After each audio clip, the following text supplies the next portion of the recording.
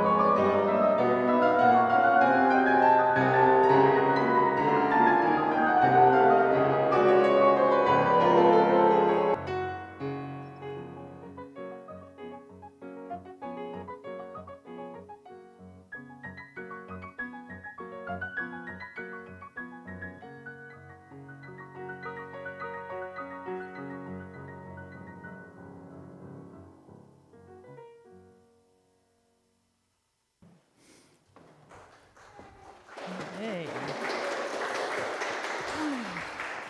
Did you breathe in some of that energy from that piece?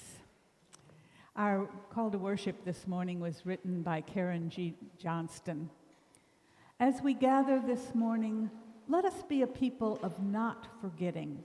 Let us practice holding collective memories that might otherwise slip into that enormous void that sucks and corrodes any future we hold dear. Let us practice honoring truth-telling. Up from the past, it must now come fully into the now. Lest we falter and fall, lest the whole remain in pieces. Let not our need for comfort or simplicity, or easy forgiveness or false pardon, smother the heartbreak that still needs healing.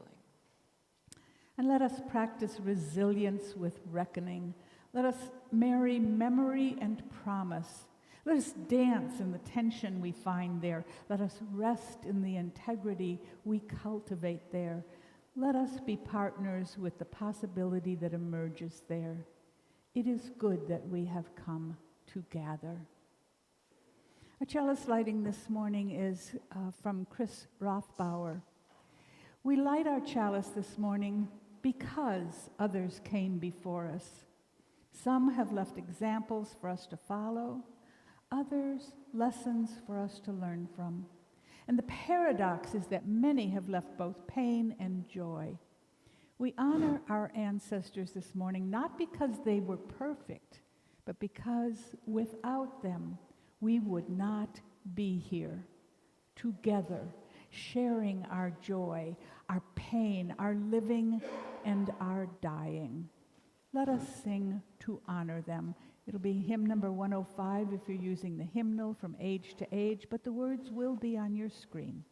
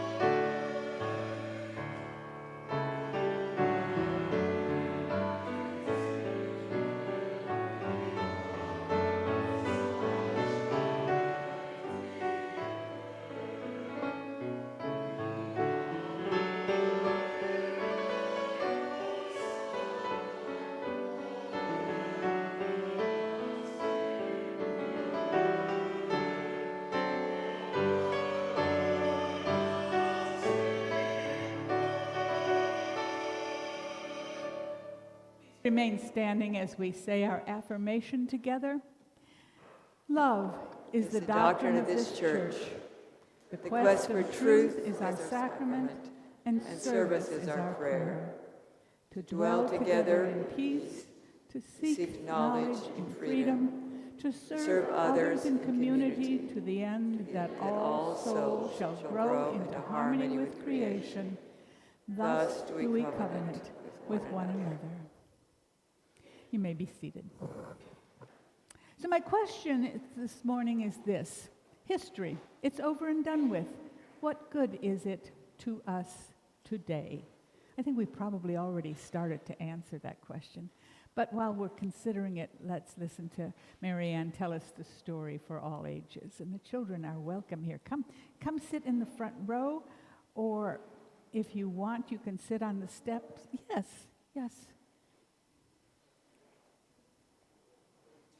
All right. It's good to see you all here. My goodness. I'm going to sit down and listen to the story. This is a story of Tisquantum, the beginning, by Dana Edwards. Did you know that the first Thanksgiving that many of us learned about in school was not actually the first Thanksgiving celebration? the Wampanoag people believe that every day is a day of thanksgiving. Who are the Wampanoag? They're the native peoples who celebrated with the Pilgrims in 1621. But their ancestors lived in North America for 20,000 years before the Pilgrims even arrived in Plymouth. Today, the Wampanoag see Thanksgiving Day, the third Thursday of November, as a day of remembrance, a day to remember the struggles of their people and to honor their ancestors. I'm going to tell you the story of one of the ancestors of today's Wampanoag people, named Tisquantum, without whom there would have been no joint Thanksgiving celebration. May his name always be remembered. Tisquantum grew up as part of the Patuxet tribe. He was resourceful, kind, courageous, and tenacious, which means he never gave up. He was also primarily responsible for the survival of the Pilgrims, who were Europeans who arrived in this land in 1620. While he was growing up in the early 1600s, there were as many as 12,000 native peoples living on the shore of Massachusetts and the neighboring islands. As a young person, Tisquantum knew of the English and other white-skinned people as people with whom he could trade goods. He could hunt and kill a beaver and trade the skin to a person from a European boat for a hat, a coat, or some other valuable item. So when a European trader named Thomas Hunt asked Tisquantum and his friends to come onto a ship to trade, he was not afraid. But Thomas Hunt tricked Tisquantum and his friends.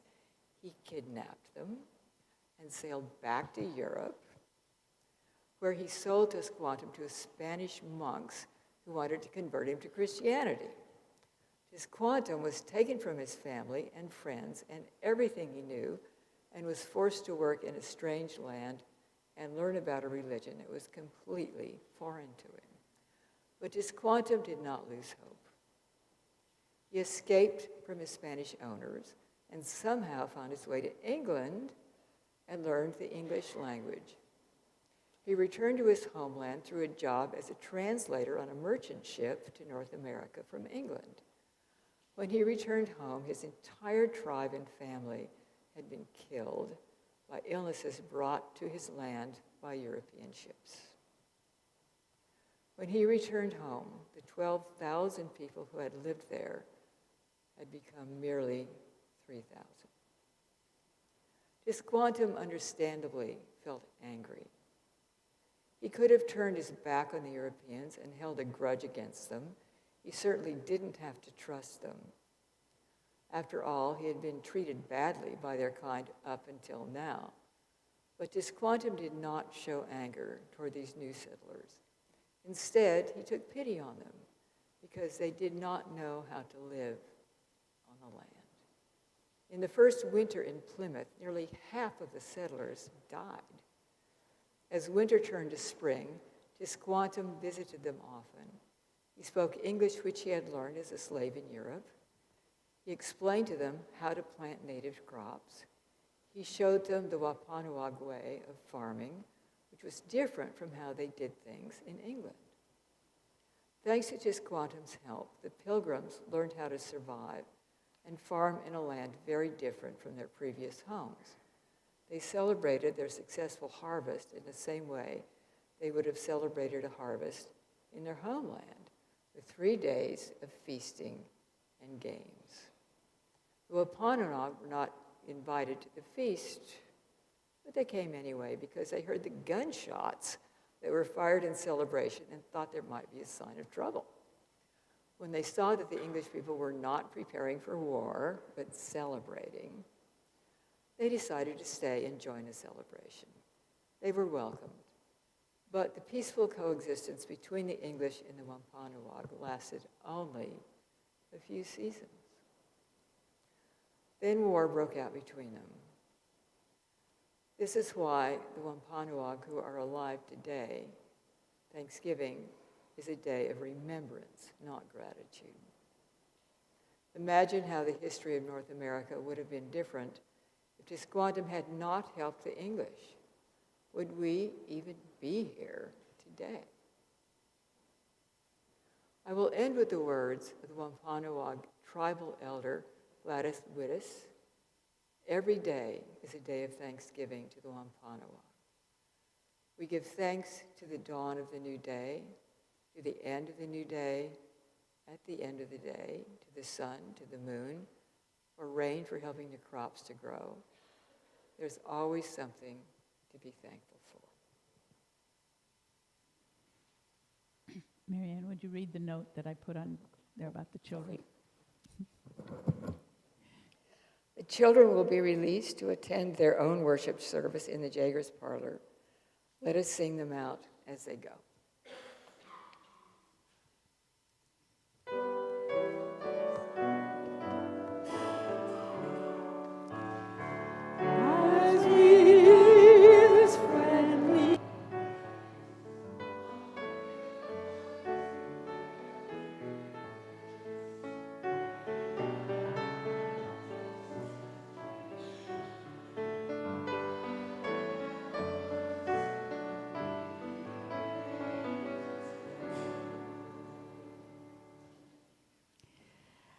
Today is the Sunday we shine a light on leadership within the congregation. And our speaker this morning is Vice President of the Board, Paul Chapman. Paul?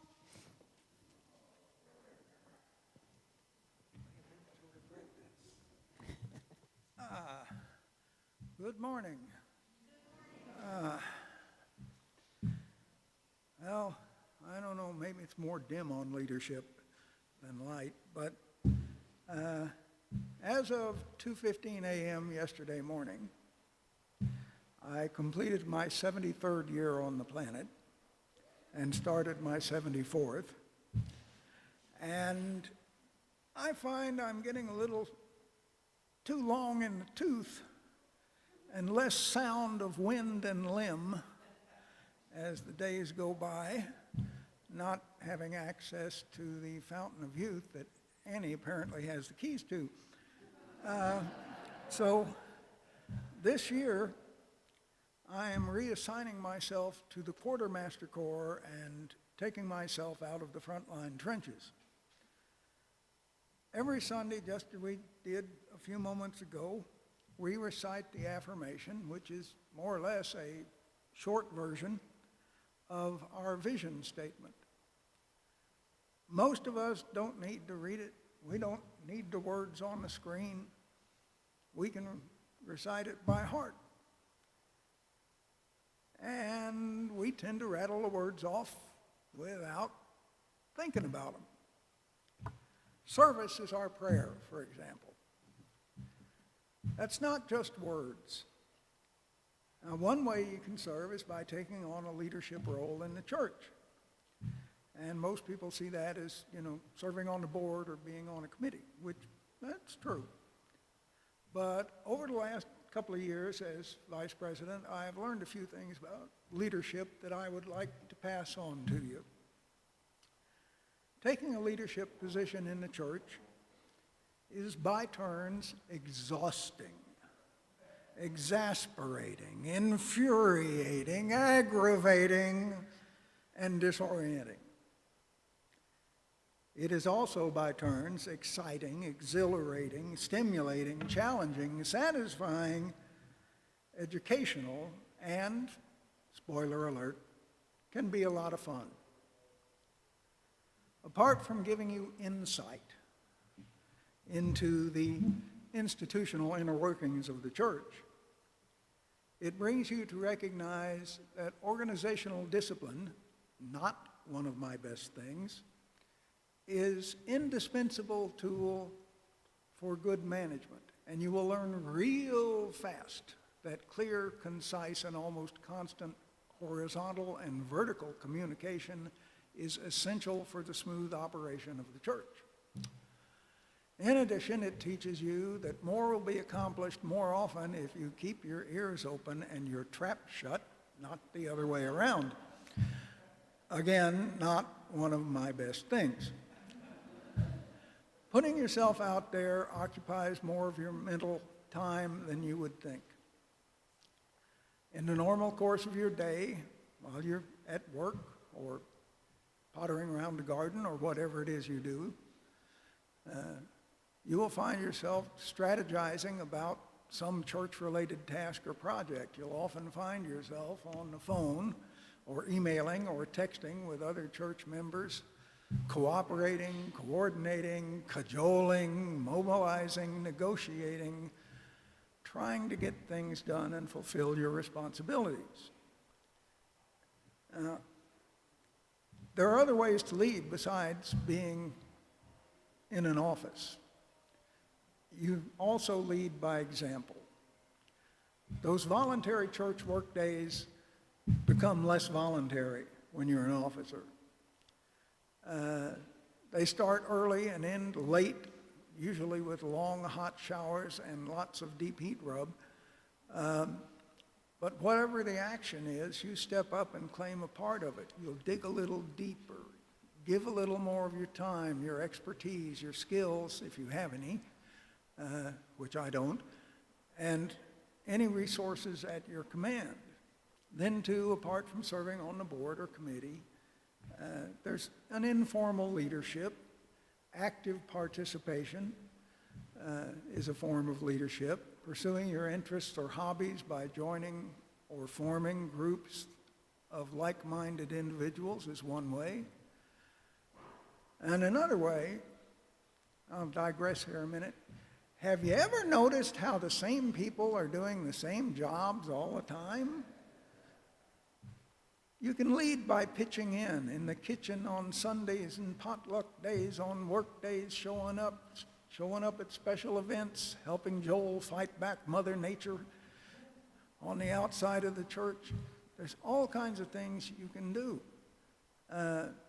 One of the best ways you can lead is by not keeping silent.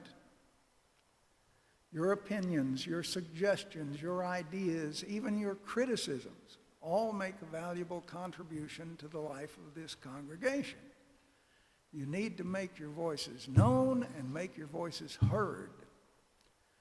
Now, most of you are familiar with The Wizard of Oz, the movie. Terrible movie. But you remember the scene where they discover who the wizard is? Ignore that man behind the curtain. Well, when you choose to lead, in whatever way you lead, you become the man behind the curtain. Apologies to those of the female gland. Or the woman behind the curtain, as the case may be. So friends and members, in closing, I would like to invite you one and all to step up and be the wizard, the wonderful wizard of First Jefferson. And now you know why I've never volunteered for the choir. Good shot us.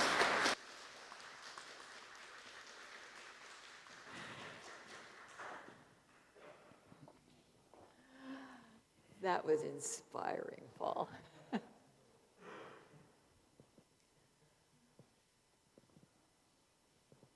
We have so many things to be grateful for.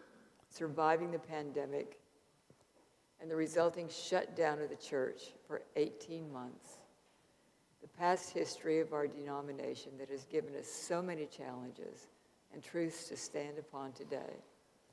And the strength of this congregation that will help us survive into an uncertain future. It is our custom to share our good fortune with others. This month, as we have for the past 2 months, we will be giving half of the morning's offering, not designated as pledges, to Eastside Community Services, which provides food and clothing for people temporarily down on their luck, and works with Don't Forget to Feed Me, an organization that gathers pet food for families having trouble finding food for their pets. We have a collection bin here where we receive pet food and donations and turn them over to East Side for distribution. So as the readers pass among you for this morning's offering, please be generous.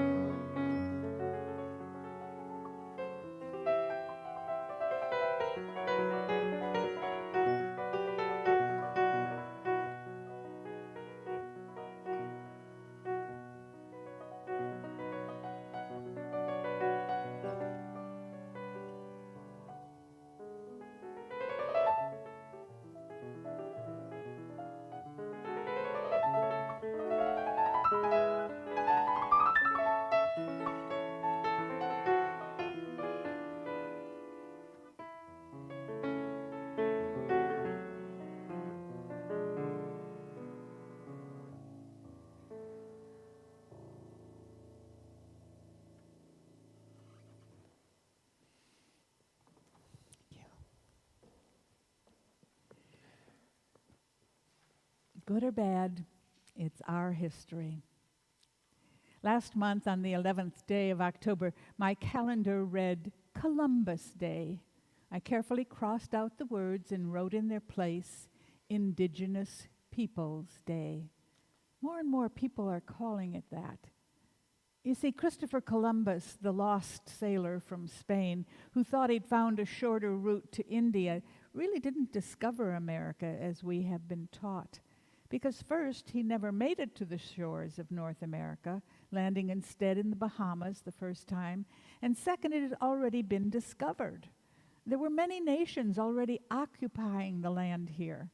He did make several more voyages after that first one, however, landing in Central America and South America, and he probably was responsible for further additional exploration that eventually brought Europeans to the North American continent, to the detriment of the people already living here.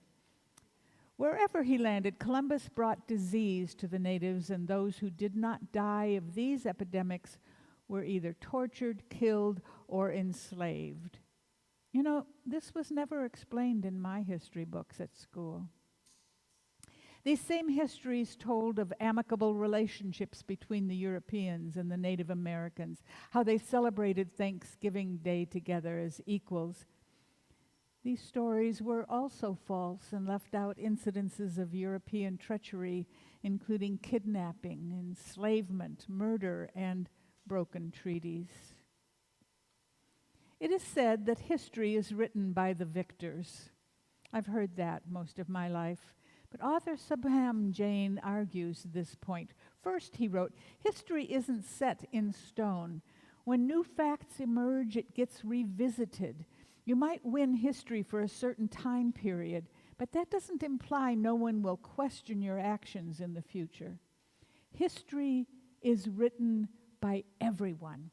And the more accurate quote would be, history is temporarily twisted by people who are going to profit from it in the short term. Are we just finding out how twisted our history has been, or am I just noticing the discordance between history and reality? Were we a nation created as a noble experiment in democracy, as I was taught, or one that might never have survived if we hadn't condoned slavery as a method of cheap labor? Were we a people of daring exploration and settlement, or a band of thieves and opportunists? There's just enough truth in the history as it has been written in the history we are continuously uncovering to make both sides true and both sides false. Were our ancestors all just bad individuals, or were there other reasons for their thinking they were justified in doing the things that they did? A paper from the National Communication Association might just shed some light on that question. It reads in part, "In higher education, European accomplishments are often placed above those of other cultures. But it is important that our students learn about the contributions that Muslims made to the study of mathematics, that the Iroquois Confederacy adopted a constitution complete with checks and balances in the 16th century, or that the first public speaking text was created by an Egyptian named Tahotep, well before the Greeks began their exploration in the field.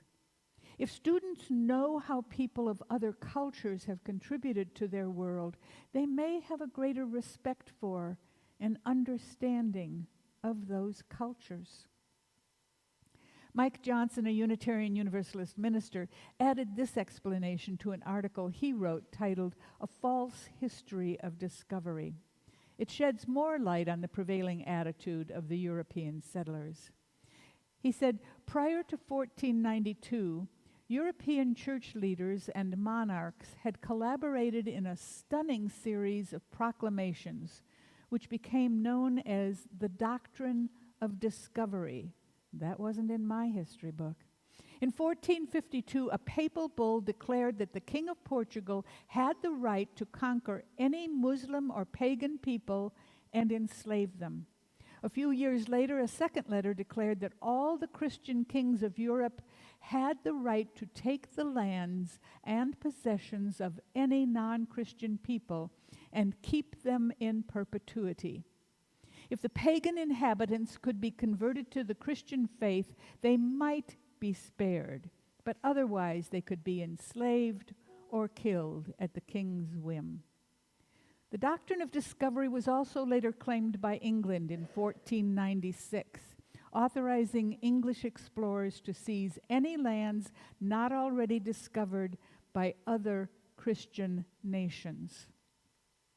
The doctrine of discovery became the legal basis for the discoveries of Columbus and others, and for the resulting attempts to conquer and colonize the Western Hemisphere, unleashing genocide on its people.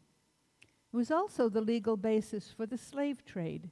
Its influence did not remain in that distant past. It's still a source of oppression to this day.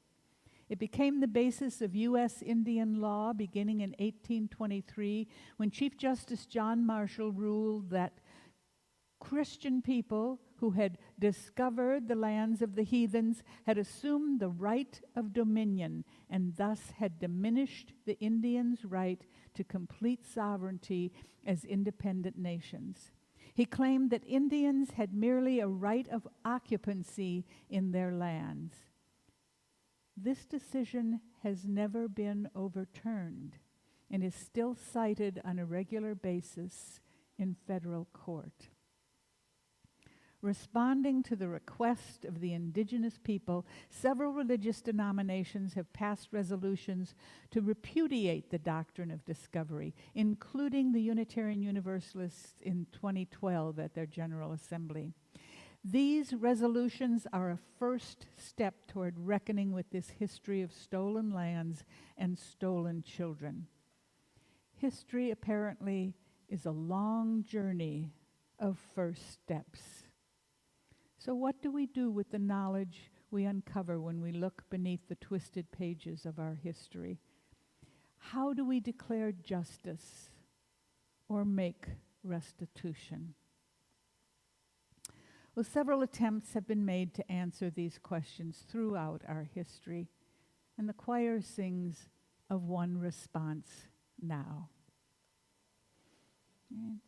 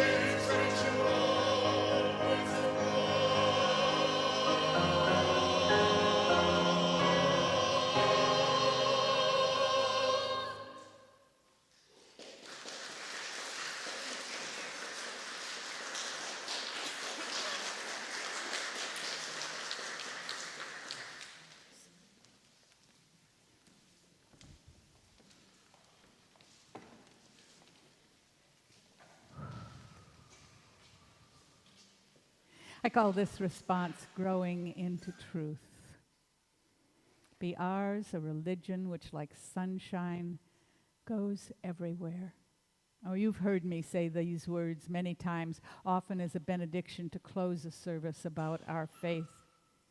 These words always inspire me. They are a part of our history that I hold most dear, the ideas that I'm inspired to carry forward into the future.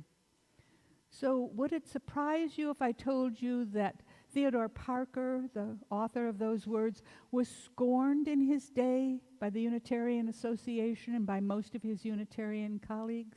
Yeah. In the beginning of his career, when he served a small Unitarian church in Roxbury, Massachusetts, he was in great demand in all the pulpits in Boston as a guest preacher. He gave one sermon for which he was famous more than 100 times. The gist of it was this: morality is not enough to be religious. One must also have a strong belief and a trust in a Christian God and the Word of Jesus. Parker was a firm believer in Christianity. Though he was a Unitarian, he believed in the Godhood of Jesus. But Parker was also a great reader, a conscientious researcher, and he continued his studies, and as he did so, he began to see holes in his own set of beliefs. The miracles, especially those of the Hebrew Bible, then known only as the Old Testament among Christians, were troublesome to him.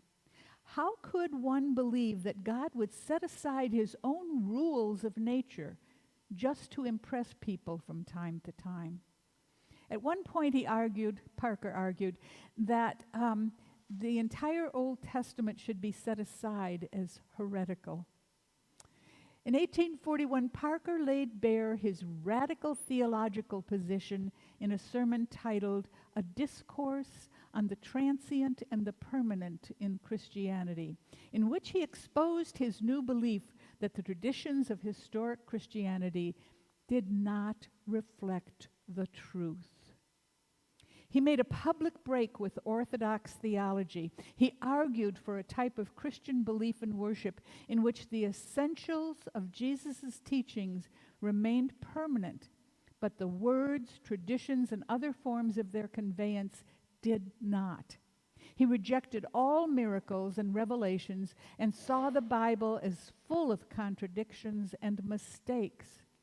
Now, he retained his faith in God, but he suggested that people experience God intuitively and personally, and that they should center their religious beliefs on their own individual experience. This was the beginning of a belief we hold firm to now. He was attacked in both the media and in the surrounding pulpits, especially when he claimed that the Bible did not have literal authority, but was made up of stories written by ordinary people. Many questioned his right to call himself a Christian. Nearly all of the pulpits in Boston area were closed to him after that, including all the Unitarian pulpits, and he lost contact with people who had earlier called themselves his friends. He was told that his beliefs placed him beyond the bounds of Unitarian liberalism. He was a heretic to his fellow preachers, who themselves were called heretics by those outside the Unitarian faith. The interesting thing was that when he was unable to preach from standard Unitarian pulpits, he could rent a large building in Boston and draw to himself the members of those churches as well as others sympathetic to his views, his audiences numbering in the thousands. Now, memory has changed its mind, and he is considered one of the great prophets of Unitarian history. If we look at history, at our own history, we will find similar stories of failure and ridicule and dismissal. And then we will see a reversal and a reverence. Think of this. Thomas Jefferson had a similar reaction to the Bible, and with scissors and paste cut out and threw away all the stories about in that area that could not be proved or seemed unreasonable to him. And he too was reviled for his actions. But today you can still purchase copies called the Jefferson Bible. Jefferson's historical fame went the other way as well. Once revered for his wisdom, his clear thinking, and his writings, for bringing separation of church and state into the law books, both in Virginia and in the combined United States, he is currently reviled for having had slaves, although the custom was not of his making or liking, and others of his time have not been similarly judged or publicly reviled.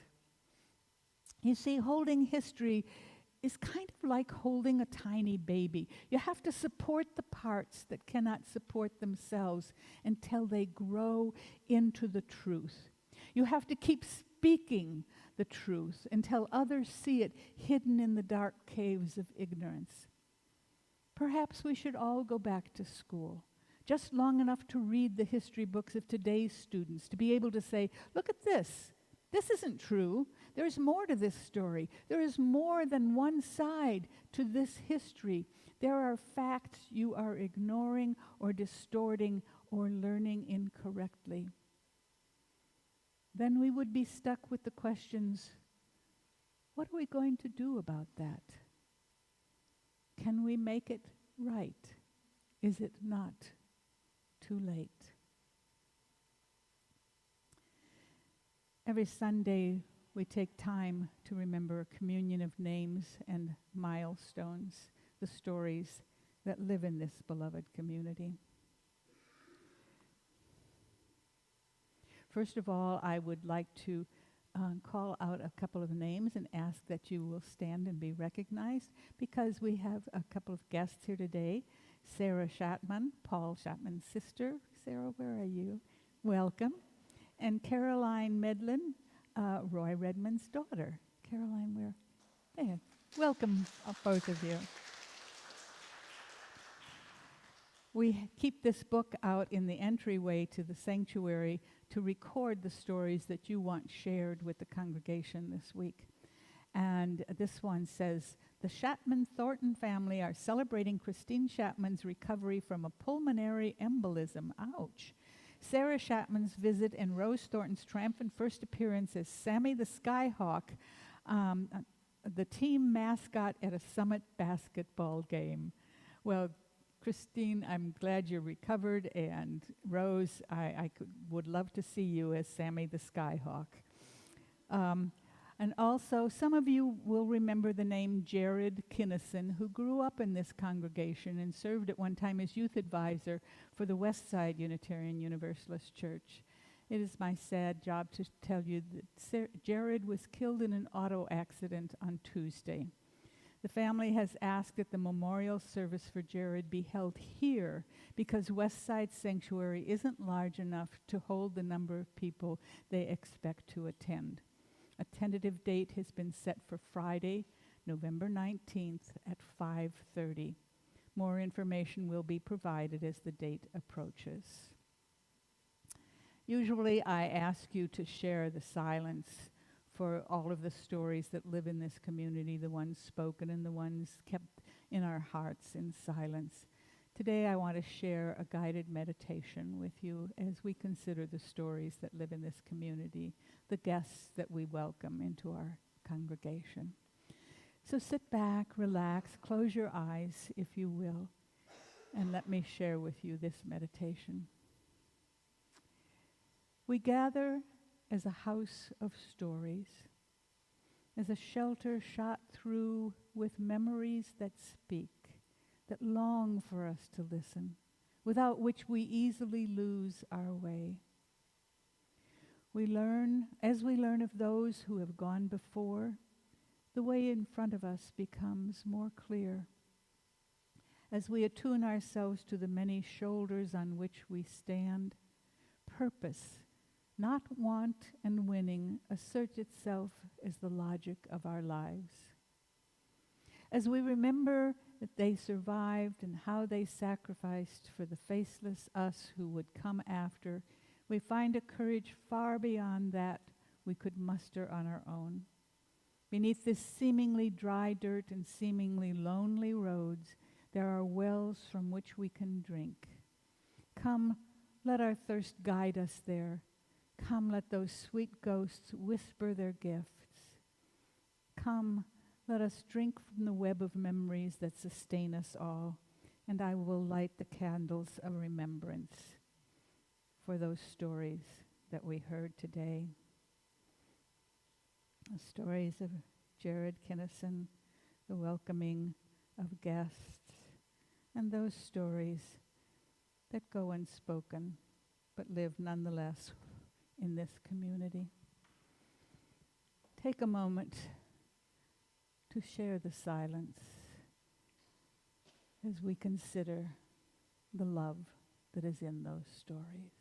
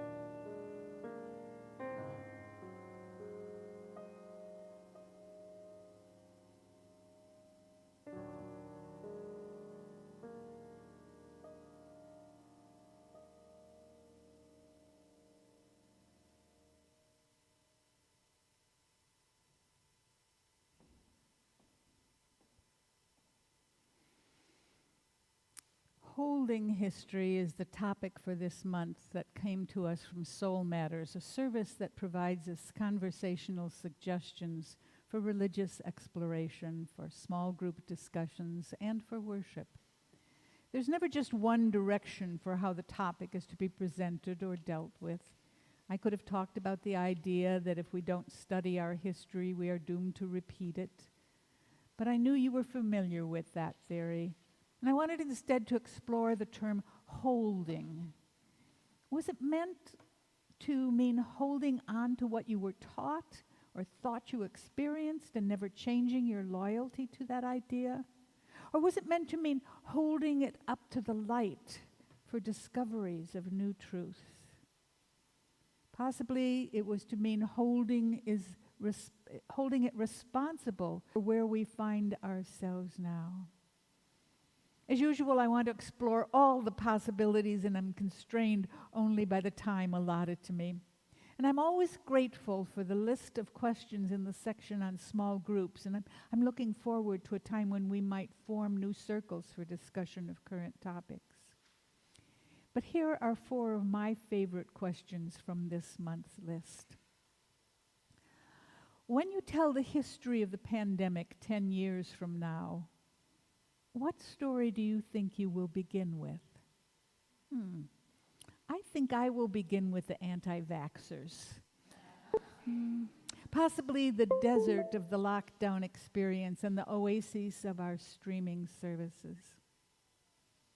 Next question. What personal memory that comprises your own history has been with you the longest? And what does it want from you so badly that it has held on to you for so long? Isn't that an interesting way to look at our personal history? What does your memory want from you? Why hold on to, say, old angers? How does it compel you to act in ways you might otherwise forego? I think I've figured out a way to let go of that one. It's not easy, is it? What if the question isn't, did it really happen that way, but instead, why do you want to remember that it happened that way? Did you ever compare your memories with your siblings' memories of the same event? No wonder we can't agree on the big historical events. I mean, my brother and sister and I had 3 different sets of parents in our individual memories. They had no relationship to each other. My last question for you to consider is, have you figured out the story that you want to be remembered by? Well, I'm still working on that one. I'd like a promise of forgiveness for the ones I don't want to be remembered by, but they too are a part of my history, and I've had to learn to live with them. And that's the one I want to end on. Not being remembered, but receiving forgiveness, deserving forgiveness. And it starts with another question. Are we responsible for our histories, even the ones that occurred before we were born? I think the answer is yes. Yes, if we have benefited by them. Yes, if history cannot be completed without a forgiveness for them.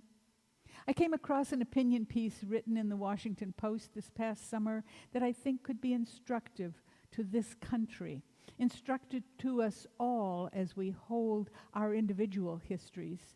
And the story went like this. It said, historians often look to collective memory, how groups of people typically recall past events to help decipher a nation's identity and soul. And these memories can be changed over time, and there is evidence that people remember things that never happened. But collective forgetting can be just as revealing as collective memory. He said, the United States is not the only country with an evil antecedent that was swept aside, forgotten, or minimally examined.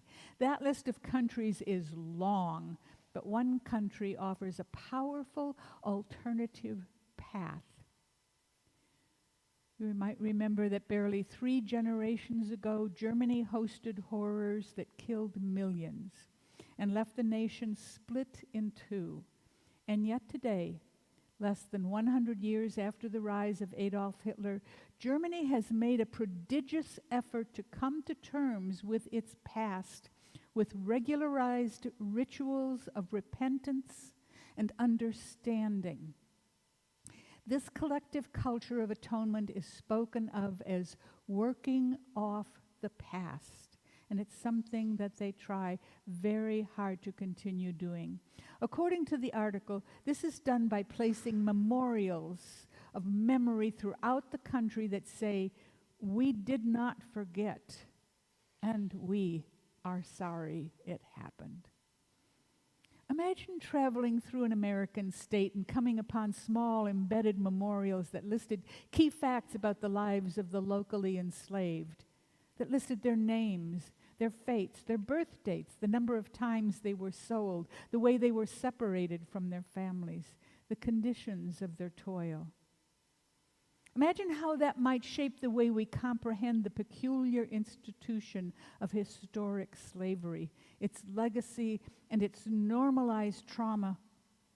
Imagine if there were similar embedded memorials for indigenous peoples who were forced from their land, relegated to reservations far from their normal ranges and regions. Imagine stopping to fill up the tank at a roadside gas station and noticing the reflection of a gleaming brass marker that bears the names of the tribal elders who once lived where you are currently standing. Can you imagine it? It's a small concession. It's a tiny apology in comparison to the history it condemns. But it is more than nothing, which is what we have in this country now. What can we do? Where do we start? As always, we start at home with ourselves, with our own communities. We start here by holding our own histories as tenderly and as ruthlessly as we can manage. Then we take the histories of our beloved communities, of this community, for instance, and we ask what we did right and where we went wrong. We celebrate the successes and we mourn the losses, and we remember that the history isn't finished yet. We are responsible for what happens now and how we save and pass on this history to others that have come recently and to those who will come in the future, who will own this history and hold it after we are gone. History is often told as a large event that sweeps individuals in its embrace, but the truth is that each of us is responsible for a part of that history, and each must make the effort not to lose it, to pass it on correctly and lovingly, with both pride and humility, with both laughter and tears, with both justice and gratitude. We owe our very existence to those who came before us. The least we can do is to tell their stories, their history, correctly. Let us sing together. Hymn number 187, It Sounds Along the Ages.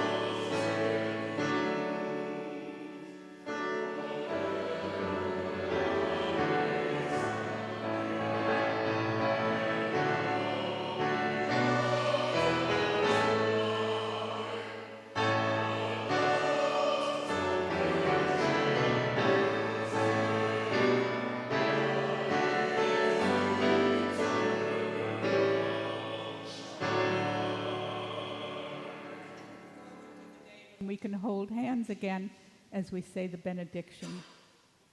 Today's benediction written by Rosalind Cartwright, who said, "Memory is never a precise duplicate of the original. It is a continuing act of creation." Now I ask you to please be seated again as we hold a brief ceremony of gratitude for an historical event that is part of our congregational history. And I want to turn the microphones over to David Bindi, who will lead this part of the service.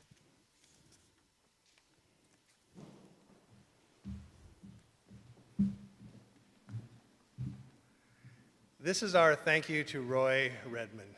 Roy, would you please come forward? We have a few stories to tell about you, a few thank yous. Have a chair up front. You're our guest of honor.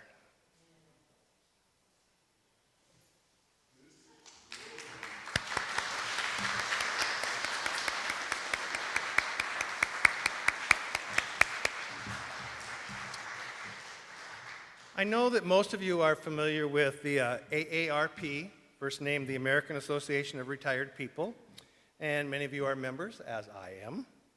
But today, I would like you all, and invite you all to be part of the RRAP, the Roy Redmond Appreciation Program.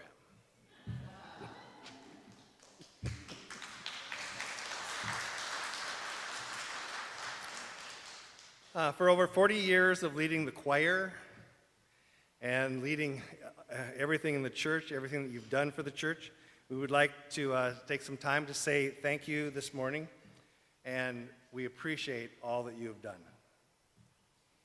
We've all been affected by your love for music and your love for this church. And if each of one of us shared our stories, it would be a program that would be a couple hours long, and the food might start spoiling for potluck. So we've selected just a few stories to tell, and a lot of the people have already written down their stories and thank you notes in cards, and we'll present those to you after service. And if there's anybody that hasn't written down their story or their thank you, there are cards out there to fill out. This is my Roy Redmond story. The first time I came to First Jefferson, Roy was directing the choir in a beautiful anthem for the offertory, and I fell in love with that anthem. After the service, I asked Roy what the name of the song was, because I had fallen in love with it, and he told me the name of the song, and he gave me the song. And then he invited me to join the choir anytime that I wanted to. And I did. Roy's the reason that I came to this church. Roy's the reason that I stayed with this church. Thank you, Roy.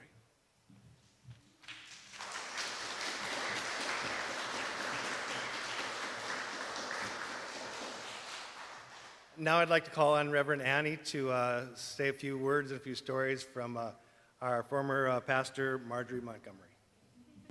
Why don't you take that microphone and let's go down and stand near Roy. He looks very lonely down there by himself. I'll help you down for him. I got it.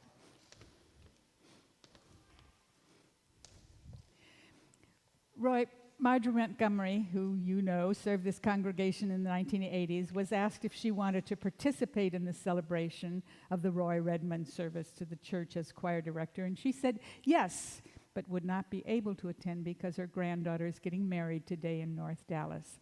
But she sent a letter to be read, and I am honored to be the one she asked to read it.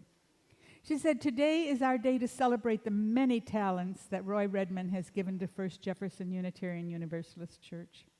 Roy is a gifted musician who has retired from waving a baton, from finding singers and music makers and being the construction supervisor of the big sanctuary, this room. I had asked Roy if he would be interested in creating a choir. I knew that a choir would attract new members, and he took up the challenge, and I was right. They did come.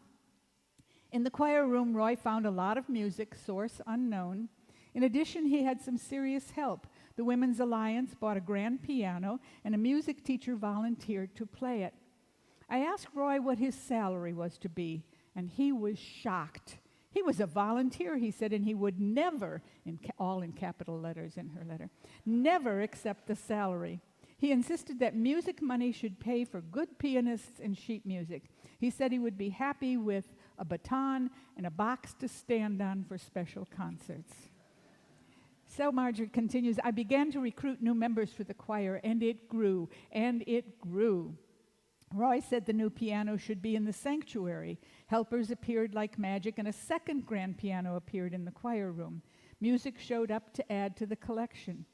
The new sanctuary was built with Roy's help, mostly with Roy's help, to have incredible acoustics, great for singing and instrumental music as well.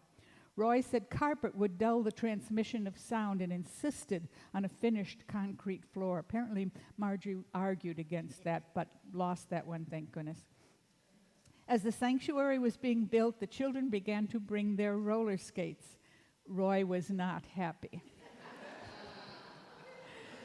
I asked him to set a date when skates could come until the final paint covered the floor. And as I predicted, membership continued to increase, and I'm sure it was because of the choir. New chairs were chosen for the sanctuary, and at one point, every chair in this room was filled. We have been so lucky to have Roy with us throughout the years. All I can say is thank you, thank you, thank you. And I will share this with you afterwards.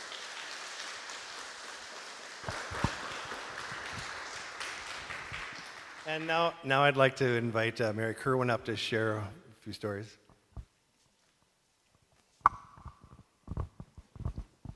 Roy, we couldn't let this occasion pass without remembering your late wife, Sharon, your partner in life and your partner in choir. In 2006, not long before Sharon's death, we were able to honor the two of you together and present a plaque of appreciation that still hangs in the walls of our church here. Roy, we're also very grateful for the Sharon Redmond Memorial Fund that you established for the benefit of the choir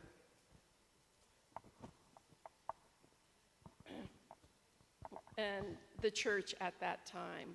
We still use the fund to buy sheet music for the choir and bring in outside guest musicians for our performances. And this morning, Roy, I received a message from your son, Robert, in Seattle, who regrets that he's not able to be here with you today. He asked me if I would read this message to you and the congregation. Let me pull it up here on my phone. Robert says, "My brother Sean and I grew up playing music in this church, along with a small group of friends like Andy Pierce, whose family also attended First Jefferson. Dad led us and this entire church congregation through years of music. This included fantastic large-scale works like Edward Elgar's The Music Makers, which might well be suited for an orchestra and choir 2 or even 3 times the size of ours. But with Roy's leadership, encouragement, and imagination, our small church group pulled it off, along with many other amazing concerts. Dad helped build a great welcoming choir from nothing and helped build a high-quality acoustical sanctuary that could make the smallest group sound grand and could be utilized by the entire Fort Worth community. Our musical experiences and backgrounds wouldn't be the same without him and everything that he did. Congratulations, Dad, and thank you for everything that you did. Love, Robert."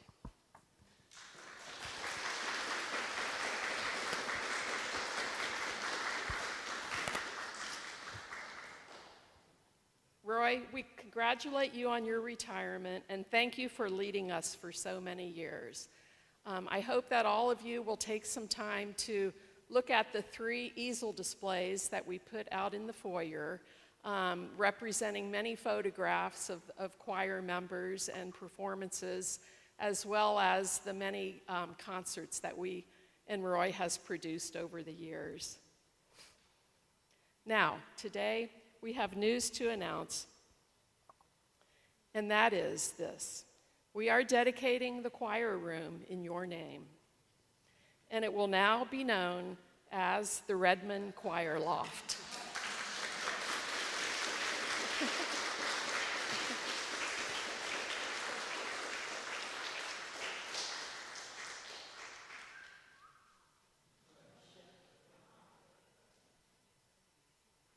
And Robert also said that with our imagination, we can truly transform our small choir room into a real loft, worthy of its name.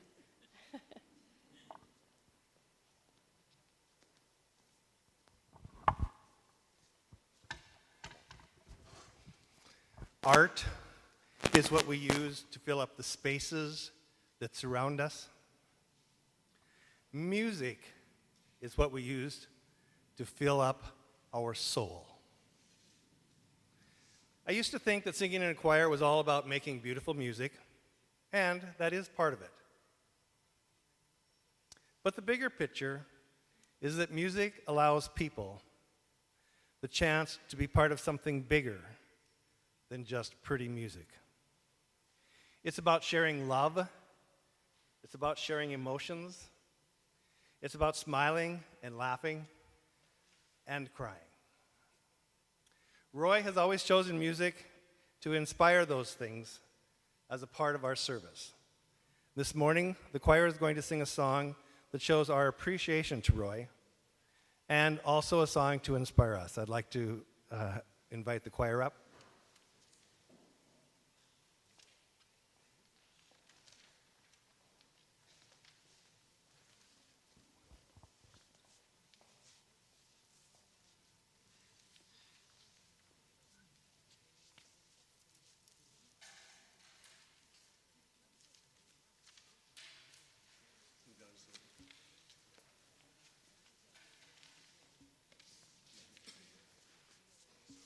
Love has broken down the wall. We all build up walls around us to protect us from the world, to protect us from hurt and from pain. But love can help us tear down those walls so that we can be part of the interconnected web of life that surrounds us. At the end of this song, please join in singing the refrain with us. Love has broken down the wall. Love has broken down the wall, and we'll keep repeating it till our director, Michael, cuts us off. Thank you very much, Roy. And after this, we'll have a potluck so you can all visit with Roy, tell him your stories, and thank him for everything he's done for all of us.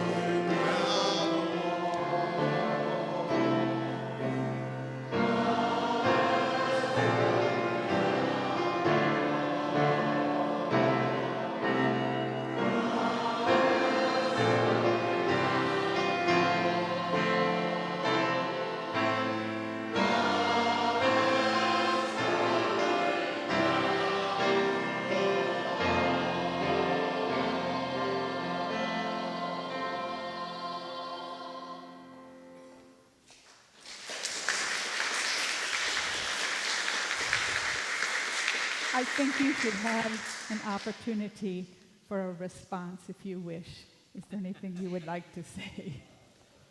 Well, my response is one of great gratitude for everything that all of you have done, both today, of course, and in the past. All of the dedication, the many hours of rehearsal that have been dedicated to producing music for this church. I am very grateful for your help and for your assistance, for your dedication. Thank you very much.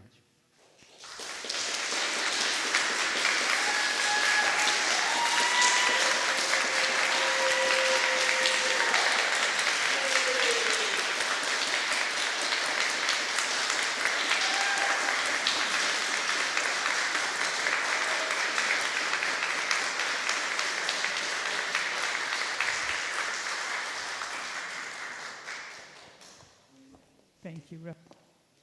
And let's everybody go eat.